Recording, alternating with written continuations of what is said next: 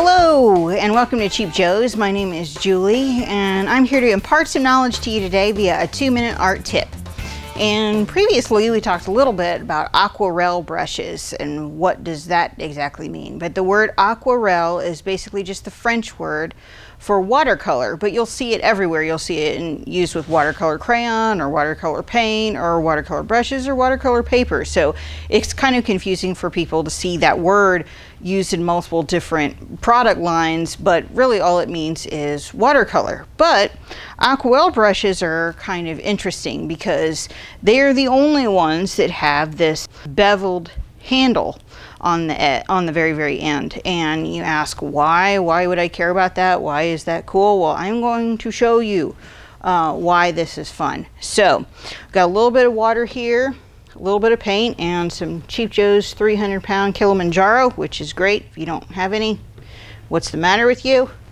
So got a little bit of a wet wash going.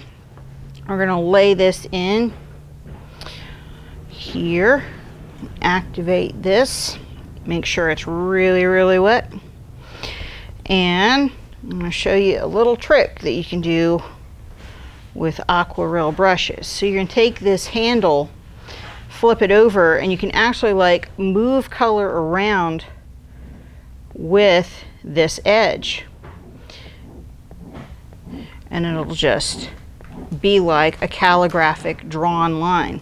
Then you can also actually score into the paint by actually lifting the tooth a little bit with this sharp edge. And what ends up happening is the pigment seeps into that agitated area and causes a darker line. So that can be a really unique feature with Aquarelle brushes.